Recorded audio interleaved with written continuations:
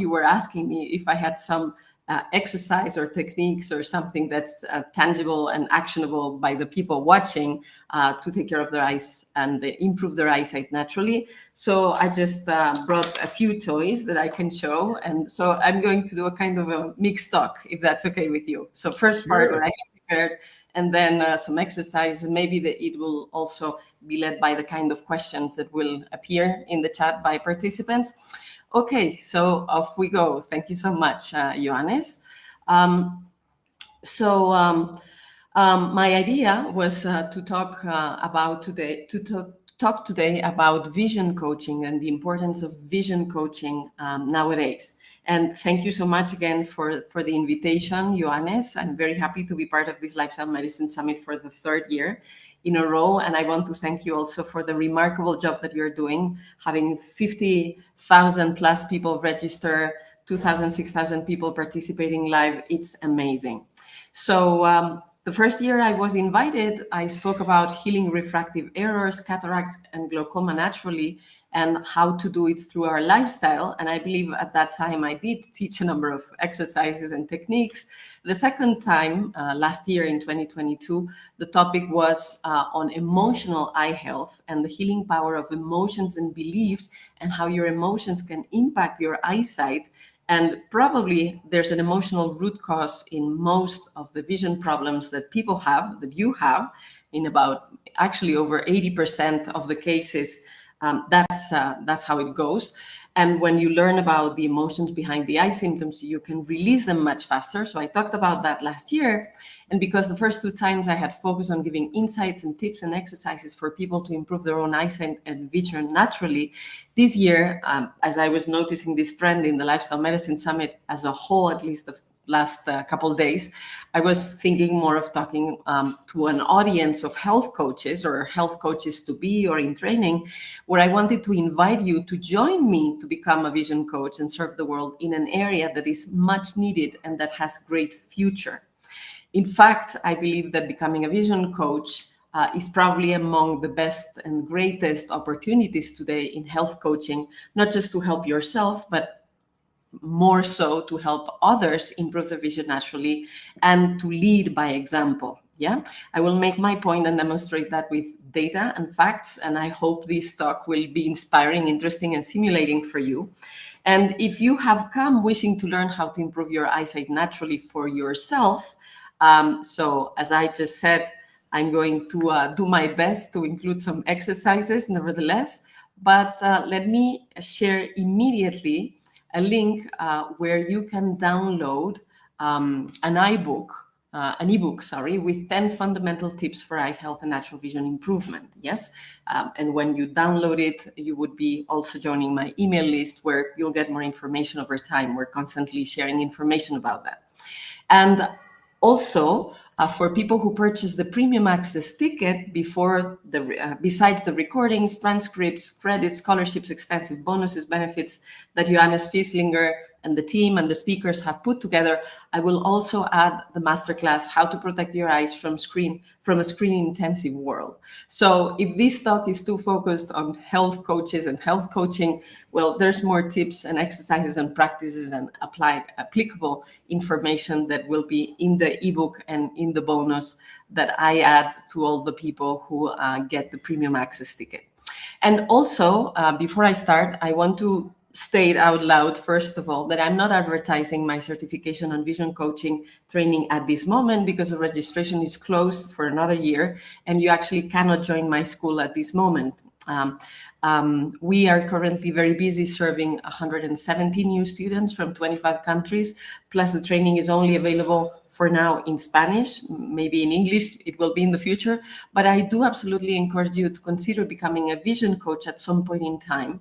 It could be combined, of course, with the training as a health coach in the Lifestyle Medicine, in the Lifestyle Prescription University, with training in vision coaching as vision teacher or vision educator with me, or in a number of schools that are around in the world. Yeah, or you could wait until mine is available again and in English in my school. Anyway, so I believe that vision coaching is the biggest opportunity today in the world of coaching and health coaching that is helping yourself and especially others naturally to improve their eyesight. And I'm convinced that this line of coaching is probably going to be growing very, very fast. Yes.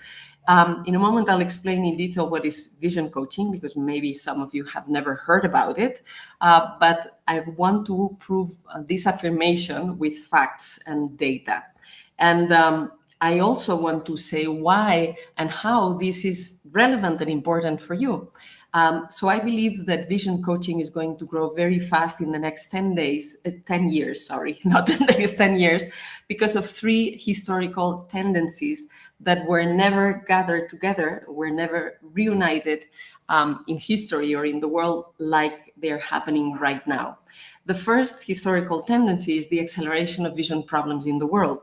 At the end of 2019, in the first report on vision of the World the Health Organization, the World Health Organization, the report stated that 1/3 of world population had vision problems, 80% of which are preventable or curable. 1/3 of the world population already in 2019. It is huge. And at that time, it was estimated that by 2050, it would already be half of the world population. But you all remember March 2020 hit, the pandemic, COVID, lockdowns, and in only 3 months, many traditional media around the world were publishing that 57% of world population had seen their vision deteriorate within just 3 months of lockdowns. And that number reached over 75% for young people, spending more time on screens, etc. So staying indoors with less sunlight, spending more time looking near, in particular looking at computer screens or tablets or phones, with artificial lighting, more sedentary life, not going outside, increased levels of stress about health, about not seeing our beloved people, about financial situations, uncertainty. Those were a number of factors that waited for that increase of vision loss during that period. I have the time to talk about that in previous talks, but the point is that vision has deteriorated so much for the world population in the last 2-3 years that now the projections have it that by 2030, that is in 7 years, 50% of the world population will have vision problems in only 7 years. So in 2-3 years, we actually lost 20 years of quality vision for the whole world. That means that in just 7 years, there's going to be 4 billion people with vision problems, and 80% of those are preventable or curable. So these are facts and data, but probably you don't need any scientific article or research or publication to prove to you that there's more and more people all the time having vision problems, and that vision problems start earlier and earlier. You probably have noticed it in yourself. What has happened in the last 2-3 years with your eyesight, with your vision? What do you observe around you among your family, friends, and acquaintances? What do you observe in the school of your kids? More and more people are wearing glasses, more and more people are having vision problems. So that's the first tendency, an acceleration of vision problems without precedence in history. And we can look at the future in the form of looking at Asia. Asia is the future in this topic. And in Asia, there's already 80 to 95% of people, of the population, having vision problems. And again, 80% of them at least are curable or preventable. So if we don't do anything among the pandemic of chronic diseases that Johannes Fieslinger and all the other guests are talking about, we are facing a silent pandemic that can let us be blind. How do you feel when you hear this, when you listen to this data? If you feel it in your heart, how do you feel when you think about what it means? I cannot be indifferent to it, and I feel that it's necessary to go even beyond the heart and go to our guts, because we really need to do something. We really need to take action. So this is the first trend. The increase of vision problems in the world in a huge manner without precedent. The second trend is the acceleration of the demand of coaching. This is good for all coaches, all kinds of coaches, all health coaches. Coaching is the profession that is growing in the fastest speed in the last few years, only behind the professions that are linked to technological development. It is expected that coaching will be the profession that will grow the most in the next 10 years because the demand is increasing everywhere in the world. It's a profession that increases and improves the quality of life of people. It's lucrative. It allows to have a good balance between work and life. It allows to have flexibility in schedules, freedom, geographical freedom. You can work online, offline, so you can have a freedom of the style of work. And it's amazing to have a job that increases your quality of life by increasing other people's quality of life. So I cannot imagine of a more beautiful profession than this. So everyone who's here and who is thinking about becoming a health coach, well, do get the training because it's a future-proof profession. It's only going to grow. It's going to allow you to have a better quality of life and to give a spectacular contribution to our society and the world. So Johannes Fisingler's training for health coaching in the Lifestyle Prescription University is a great choice. I'm sure that he's going to be giving you all kinds of information of this. And this increasing demand on health coaching and coaching in general is beneficial for everyone. But what is a vision coach? So if a coach is a person that is helping another one to get the results that they want in a specific area of their life, it could be health or money or relationships or other things, and the coach manages to help the other by helping the other person empower and get the results by himself or herself, facilitating the process with a step-by-step method and a set of tools that the coach knows well and has used in himself or herself and has had results with those tools, then a vision coach is a person that has a method and tools to facilitate the process of eyesight, vision improvement of another person. And equally important, the vision coach needs to have gone through that process and to have improved his own eyesight and vision in a natural way. So now that you know what a vision coach is, maybe you want to become one and help others as well as yourself improve your eyesight and vision naturally.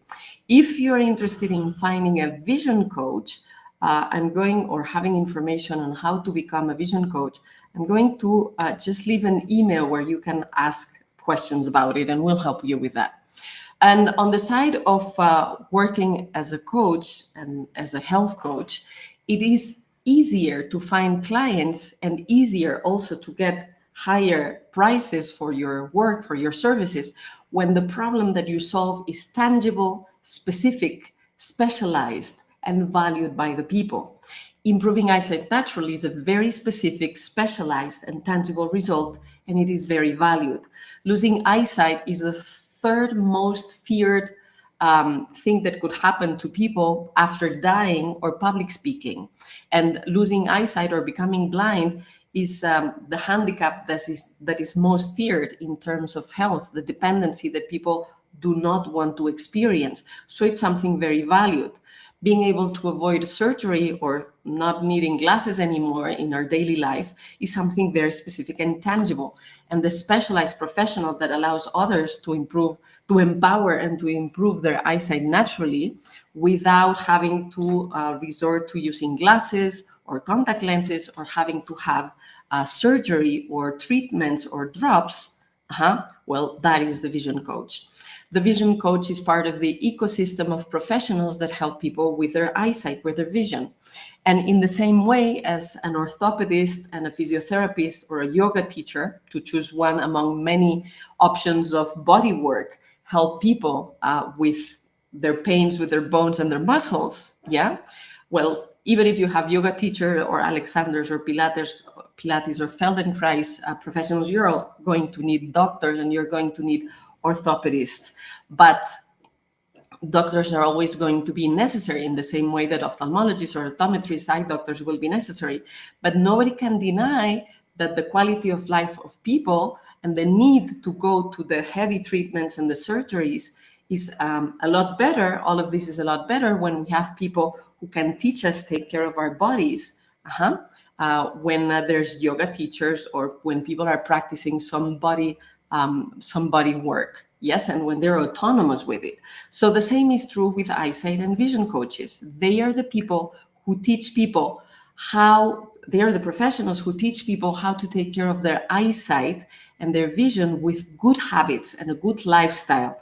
And in this way, to prevent the problems from appearing, and if they have appeared already, to improve their eyesight to the maximum possible before needing to use glasses, or even after you've needed to use glasses, and avoiding surgeries as much as possible. So every profession has its place. The ophthalmologist does the diagnosis and the medical treatments, including surgeries. And of course, the best surgery is the one that is not necessary, but sometimes they're needed, and sometimes they're even urgent.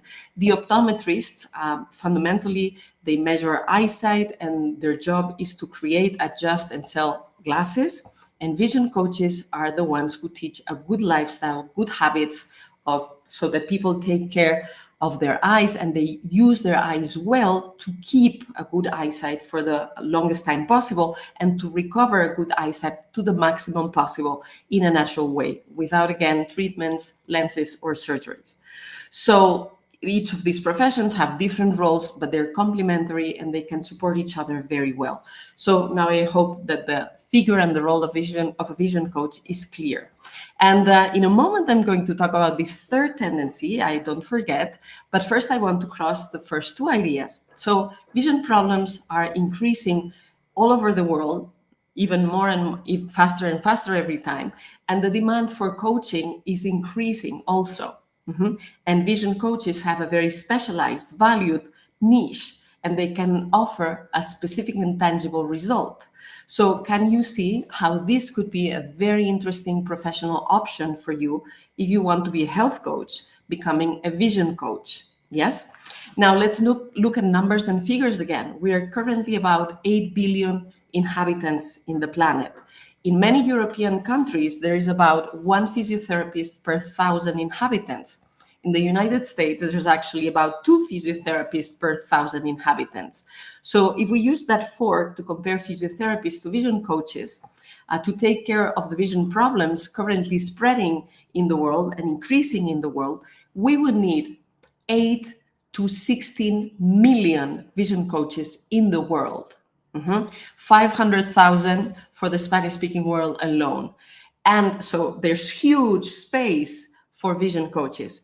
And currently, there's probably less than 1,000 of them worldwide. So you see the huge blue ocean, the huge opportunity.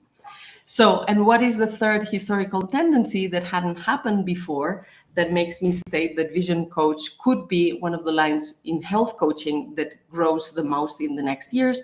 Well, it's not just the scientific support and recognition and fundamentation of vision coaching, but the institutional recognition of vision coaching. As Johannes mentioned, last April, there was a contract signed with the International University in Human Development and Leadership in Mexico to create the first university certification on vision coaching. And in July, we received the official recognition by the Mexican Ministry of Public Education. So it's the first ever official university diploma in the world on vision coaching. So literally, we're creating a new profession with a recognized diploma that had not existed before as a university certification or diploma. Of course, this is not an isolated fact. It's participating of a collective trajectory of natural vision improvement. So individually me, but collectively, natural vision improvement is over 100 years old in scientific research. And there's works started by Dr. William Bates in the area of ophthalmology, but there's also research in optometry, neurophysiology, neurosciences, epigenetics, nutrition, the study of posture, psychology, anthropology, sociology, and history. So there's research in many disciplines that are gathered and systematized, at least in the way I teach natural vision improvement in the ClearSight method.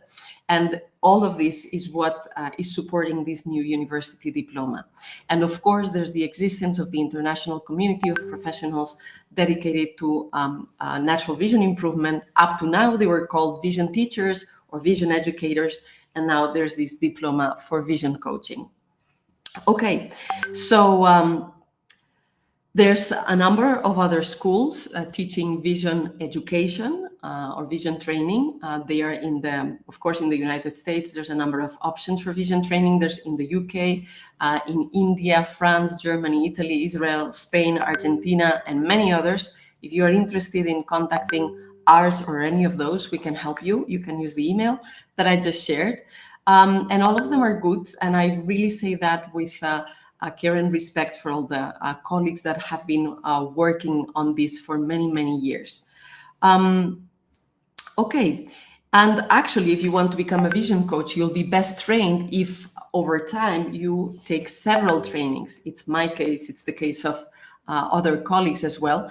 Also, if you're interested in health coaching, you want to have a very solid training, because the more we study, the better professionals we can be. So a very good option could be to start with health coaching with Johannes Fieslinger, and then finding some vision coaching in one of the schools. Could be mine, could be another one. Because as we say, if we need 8 to 16 million vision coaches in the world, we're not competing, we're complementing each other for a common objective to stop this eyesight issues pandemic, yes?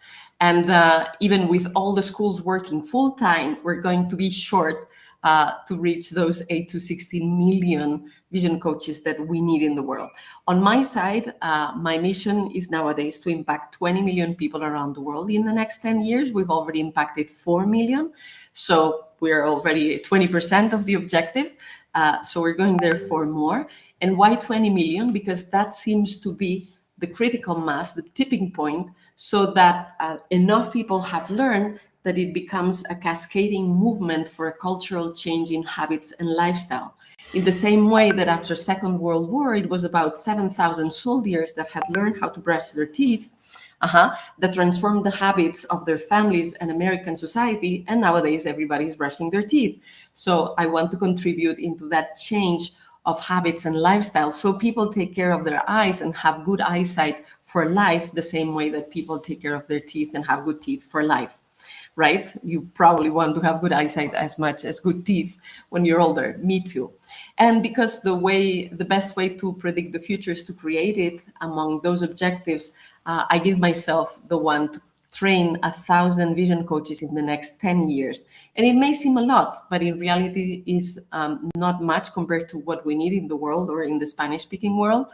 And we're already doing it. Currently, we're training 170 people from 25 countries. If we have 5-6 generations of 150 to 200 people, which is very normal for a university diploma cohort, in less than 10 years, we'll get to that 1,000 just in our school.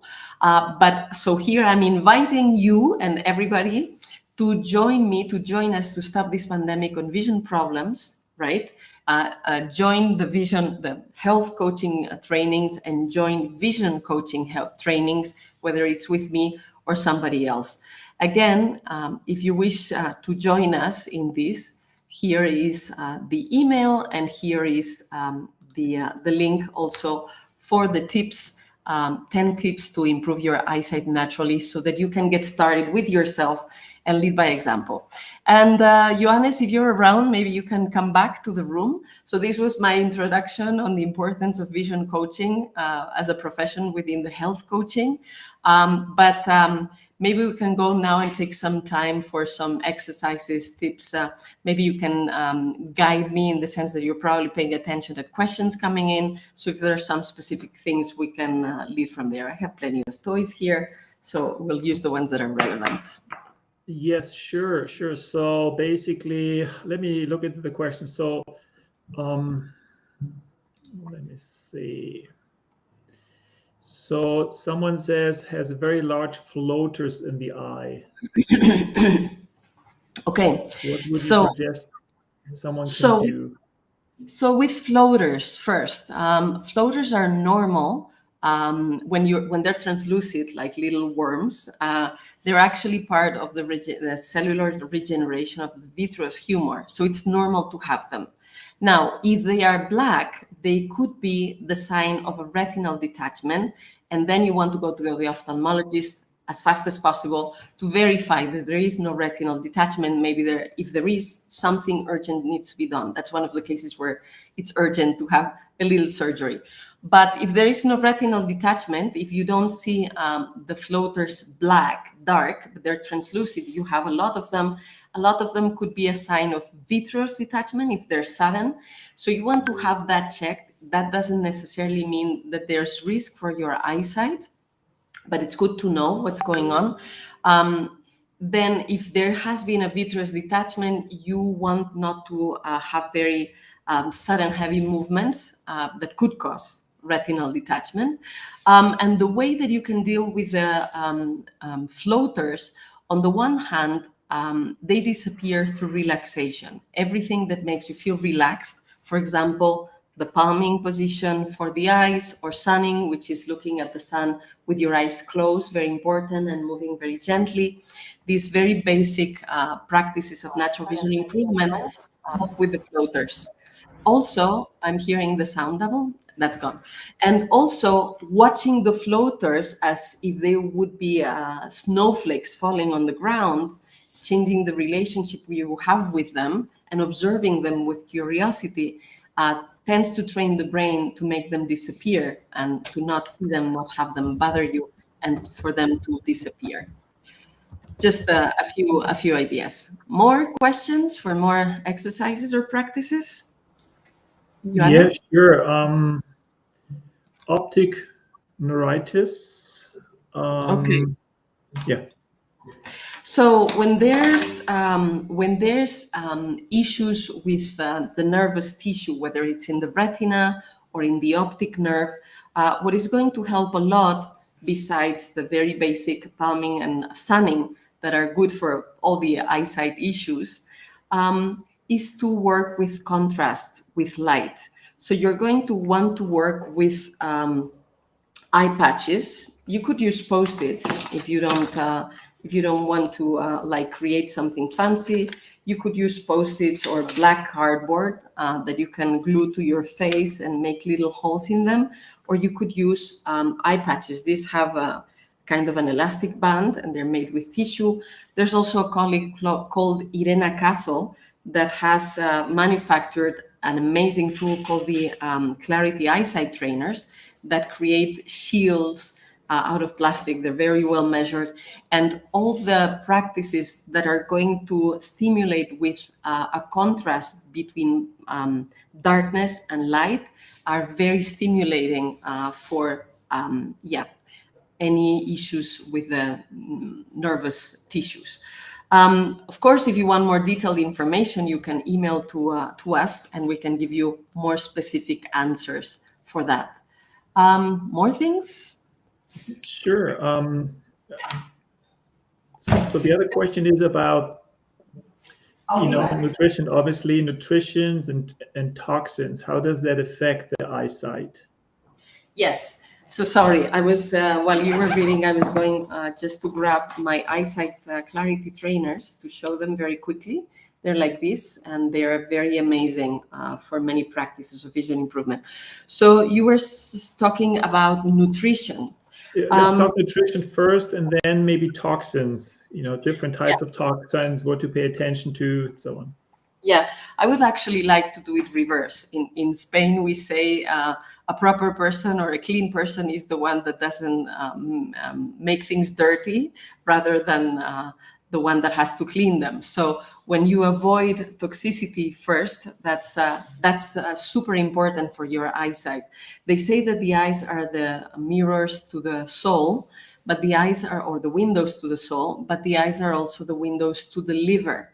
When your liver is challenged by too much toxicity in the body, one of the first places where it reflects in your body and in your health is in your eyesight. So you're going to want to avoid toxicity as much as possible. Where does toxicity come from? Well, it could come from the skin, things that you can put on your skin, on your body. It could come through your breathing, through your lungs. So if you live in a place that is very polluted, or if you're smoking, not very good. It could, of course, come with what you eat and what you drink. It could also come with some medicines that you could take or that could be injected. So you want to check also the products that you're using in your daily life, whether they're of medical origin or they're just daily care products, to make sure that they don't have toxic products. You also probably don't want to smoke or drink a lot of alcohol. They also talk about sugar, white flour, and a lot of salt as the white poisons. So maybe it's not that easy to completely remove them from our diet, but minimize them. That would be a good idea. Now, if you already have gathered a lot of toxicity, let me give you one tip that is amazing. It's a kind of inverse osmosis, and it helps a lot the liver, the kidneys, and the lungs to remove toxicity from your body. And you can do it most of the time at home. It's very pleasant and it's very cheap. And basically, it's to use your bathtub. And because usually bathtubs have about 100 liters, you can put 2 kilos of salt in it, or the proportion of 20 grams per liter if you're not going to do it in a bathtub and you're going to use your feet. And you put hot water or warm water, as warm as you can pleasantly be in it. And because you have so much salt in the water, well, first of all, the heat will open the pores in your skin and relax your muscles, which is going to be good for your eyesight. And the salt that much amount of salt in the bath will provoke that toxicity will go from your body into the water of the bath. And that's the reason why it's important to preserve the proportion of salt to the water. Taking a bath at the sea, there's not enough salt in the sea for that, unless you're going to the Dead Sea, but that's not maybe very handy for most of us. So you can do it at home. If you cannot do it with a bathtub, you could use your feet. That will not create the relaxation for your body muscles, but that will help with the toxicity as well.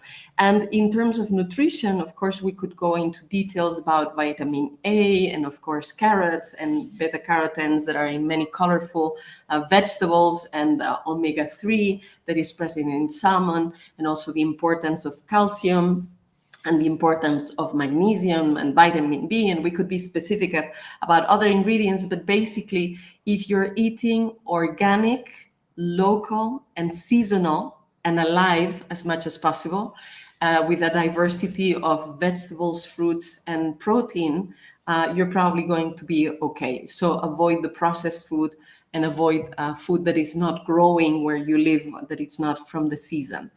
Is that good enough for now, Johannes? Are there more questions? Yeah, I mean, there's probably a lot of questions. If you want to talk about something else, just let me know. I mean, Okay. Well, let me see. There's quite a few questions, but we can do this towards the end. Okay, I would like to show a couple of toys that you can use for improving your eyesight naturally, with things that you can probably have home. For example, I like this one very much. This is a string to hang clothes for drying them. Well, maybe nowadays a lot of people have dryers after the washing machine and they don't have these at home. But if you do, or if you can buy them very easy, it's a piece of string and you just have some pins for hanging clothes that you can attach to it. And you can use this as a tool to train your eyes to coordinate among themselves, to encourage binocularity, meaning that both of your eyes function and that they're coordinated, and that your brain puts together the image from both eyes. So how are you going to use this? You would attach one string to something at home. Let me see, for example, here I have the kind of a selfie stick, and the other, not attached strong enough. And the other side you would put against your nose, or you could hold it between two people, one person from your family and you're holding each of them in each nose, yeah? And you can use this in two ways. For example, one person can say what pin we should look at, saying the color, like orange, purple, green, purple, orange, green, purple, orange, etc. Yes, so then your eyes are focusing at different distances, training focusing far and near, and the coordination between the two of them. Or you could remove the pins, and when you remove them, yeah, you could let your eyes glide on the string. When you're looking near you, you're going to see kind of a V. When you're looking towards the middle, you're going to see kind of an X. And when you're going to the other, to the furthest away extreme, you're going to see like an A. So as you move your eyes towards the string, along the string, you're going to notice this figure, looking far away, looking at the middle, looking near. And why are you going to see the string double? Because both of your eyes see where you are looking at. The brain is fusing the information at that point, so you see a single point of the string, but the rest of the string you see double because of the information of each eye. This little exercise is very good for people who have a big difference in the eyesight of each eye, for people who have strabismus or a squint, or for people who have amblyopia or a lazy eye. But in general, for any kind of eyesight symptom, if you're having presbyopia, it will help you focus near again. If you're having myopia, so you're nearsighted, it will help you focus further away. In that case, you'll want to use a longer string. So it really trains your eyes and your eye muscles to improve from many different conditions. So that's one example of an exercise that you can do easily with things that you have at home. Johannes, are you around? Are there more questions or more? Absolutely, I'm always here. So, yeah, you okay for more questions? Do you want me to show another exercise for astigmatism? Because this Sure. One or two more exercises, then we have, let's say, 4 or 5 more questions left here to ask you. Okay, so this is called the shifter. And when you have astigmatism, most cases you're going to see, because of how astigmatism changes the shape of the cornea and how that affects the refraction on the retina, it's likely that you can check with a star what is the axis where the distortion is happening. And when you look at that star, you're going to see certain of the lines. For example, let's say vertically they appear more intense, and horizontally they are not as visible. They're blurry. So let's say that the horizontal is the axis where you have the astigmatism. Yes. So you're going to use the shifter to stimulate the axis where you don't see well. You're going to look through it, and as far as possible, and you're going or details, and you're going to move the shifter that way. So that's going to train your eyeball to get again the kind of shape it requires to see without astigmatism. So I think I explained in the talk 2 years ago how most refractive errors, nearsightedness, farsightedness, presbyopia, and astigmatism are actually due to muscle tension in different muscle groups. And these different exercises that I'm showing very quickly, but you can learn plenty more if you download the 10-tip ebook that I showed, or you contact us. These exercises are training your muscles to have the tone they need so that they can do again the work of focusing far or near, depending on where you're looking at. So there's plenty of little exercises like this. Also, a great combination is using eye patches and playing with balls. Yes, and you can wear the eye patch between your eyes, yeah, covering the central vision between pupil to pupil, or you could cover one eye at a time. To stimulate the connection between the eye and the brain, and make it stronger. And then, of course, you want to look with both eyes again. But when you're wearing these eye patches in these different positions, you could be playing any kind of games with the ball, throwing it up, bouncing it against the wall, throwing it to someone else, throwing it to the dog. Yes. And when you combine it with using the eye patches, it's amazing training for your eyes. Johannes, are you around? Are there questions that maybe I can answer to quickly in the remaining minutes? Sure. So for dry eyes causing blurry vision, are there Okay, exercises? absolutely. Dry eyes actually can be helped a lot by very simple things that we can do in our daily life, such as blinking more often. People are not aware of the importance of blinking And when we're wearing glasses all the time and looking at screens all the time, that tends to inhibit blinking. So we're under blinking usually, and that creates dry eye. When we blink, that stimulates the glands that produce the tears. Yeah, it has many other good properties and functions to blink more. We should be blinking every 2 to 3 seconds. Most people don't blink enough. But besides blinking, which is very fundamental and free, and you can do it anytime as you're doing something else, yawning is amazing for getting your eyes more watery. Stretching also, yeah, yawning, stretching, sighing, and of course, laughing and crying. If you allow yourself to experience your emotions fully, and you laugh a lot, and when you're sad, you just let yourself cry, that is also going to help the tear production a lot better. Our eyes have two functions, seeing and expressing emotions. When we inhibit the one, it affects the other.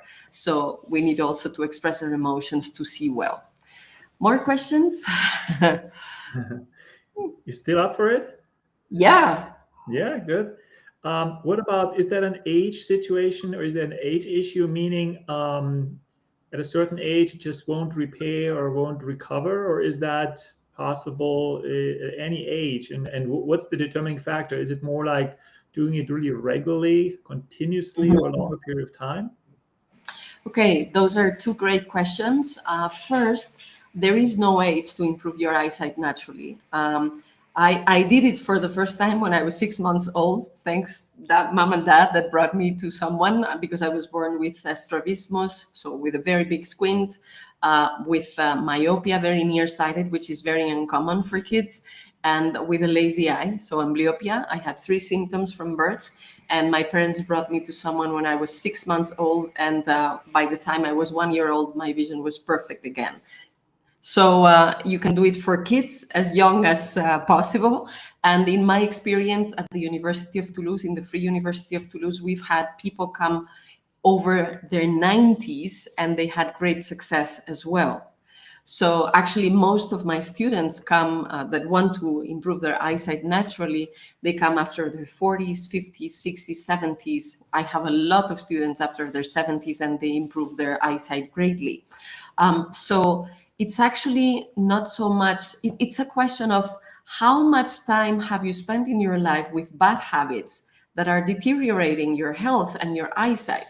And if you spend that same amount of time with good habits, well, then you can keep good health and good eyesight for life. You can even watch Netflix. There's this documentary lately about the blue zones and living 100 years and beyond. And they're talking about a constellations of things that create longevity.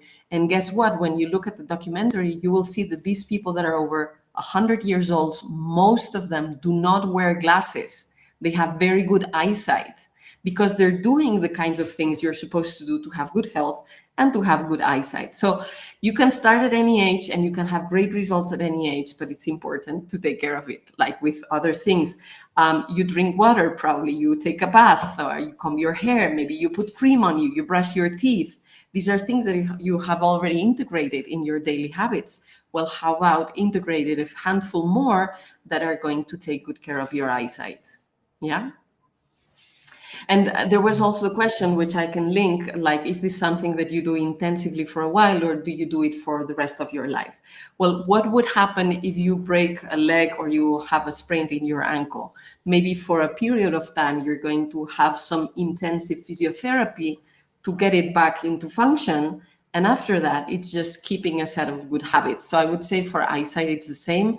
If you're having issues now, I would recommend that you follow a program for training, for coaching, so that you, within 6 to 8 weeks, you can improve your eyesight greatly. And then you just keep a handful of habits that you integrate in your daily life, like drinking water or combing your hair or brushing your teeth.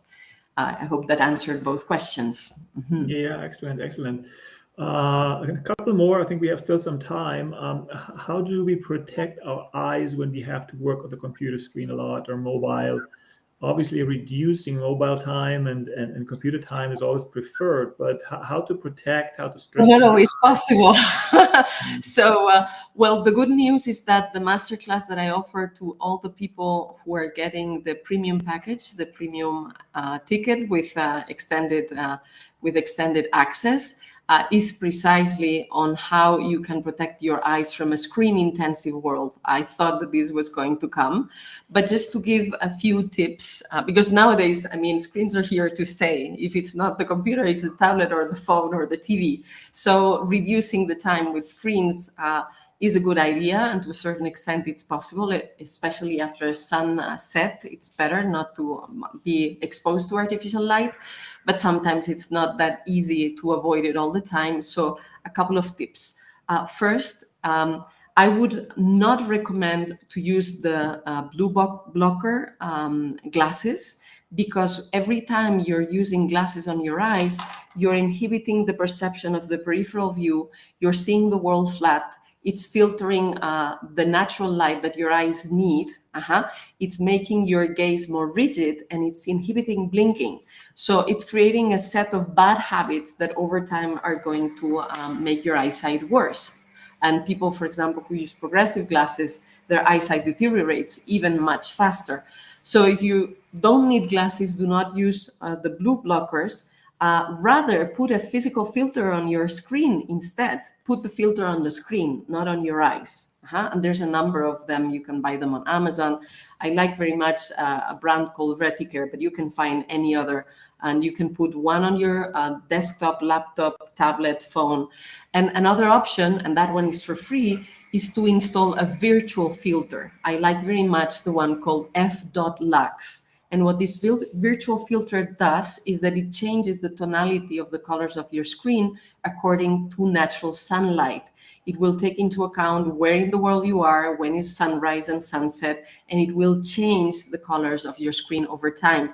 So that will not screw your circadian cycle by giving you too much blue light when it's already dark around you. There's other things that you can do, like looking far very often when you're working at the computer, looking out of an open window and blinking more, and a set of other tips that you will have in the masterclass that I offer for everyone that will get the premium package, how to protect your eyes from a screen-intensive world. Excellent. More Can things? you say that again, that filters, because there was a question, what's the filter name again? Because I think that's an easy way for everybody to get started. .lux, I'm typing it in the chat. Yeah. Okay, good. You can download it for free, and for Android and PC, you have it for everything. For Mac also, you can use it very easily. The only place where it's a bit more complicated to install it is in the iPhone, but for computers, it really works very, very well. Mm-hmm. Yes. Good. Yeah, and I guess just to clarify, if whoever upgrades to the premium access of the summit gets the masterclass for free, which has a tremendous amount of information about screen time, and so really amazing. Thank you for offering that.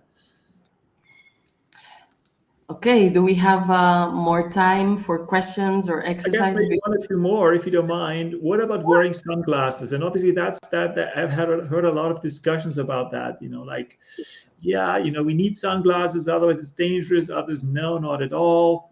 What's your opinion? What's the research really saying? So I'm going to share the research that I've reviewed and, of course, my point of view, but you take into account your own criteria, your own perceptions with your own body. And if you have also specific diseases and the doctors are giving you certain specific advice, of course, you want to listen to that. So again, every time you put any kind of glass in front of your eyes, you are distorting the information about light and about sunlight. So sunglasses tend to make your eyes over time sensitive to light. And also they tend to distort the information your body has on the amount and intensity of light. For example, in Australia, Aboriginal population that has a very dark skin had never, ever had sunburn or skin cancer until they started wearing sunglasses. And this is something interesting to know. On the other hand, When you are wearing the sunglasses very often, that's making your pupil wide, and the iris loses the ability to adjust to the amount of light. So over time, the iris becomes lazy and you become sensitive to light. The organs that you don't use tend to atrophy. And another problem is that once your pupil is dilated very often, your focus is going to have a worse quality, because the pixel of best quality for eyesight, if I may express myself that way, is the foveal vision. If you make a hole with your fingers and you look through it, you're going to see that you see very, very focused. And that's because you're limiting the awareness that you have of your visual field, and you're only looking with your foveal vision. So when our pupil is dilated, it's a wider area of your retina that is going to be stimulated. So when you're wearing sunglasses very often, you're decreasing the quality of the sharpness of your focus. Yeah. So you need to take into account all these things. Now, there's moments where we do need some kind of protection. Of course, if we're driving against the sunset, you're going to want to wear sunglasses. That's reasonable, of course. Or if you're in the sea or in the desert or in the sand, or in the water. I'm about to finish, please. So you're going to need some protection because there's too much glare. Yes. Now, if you are in a static position, like, I don't know, sitting at the beach, or you're not driving or something, there is an amazing alternative to sunglasses, and that is pinhole glasses. Yeah, they're going to let the full spectrum of the light go through the little holes, but it's going to cover the excess of light. Of course, this you shouldn't use if you're in movement in a dangerous area or driving. Never use them for driving. And you shouldn't use them either if there isn't enough light, because they're not going to work very well. But in most cases, or in many cases, they're a very good alternative to sunglasses. And they're also a very good alternative to a prescription or reading glasses, because they're stimulating the foveal vision. So you can read with them. You can read the computer, you can read the books with them.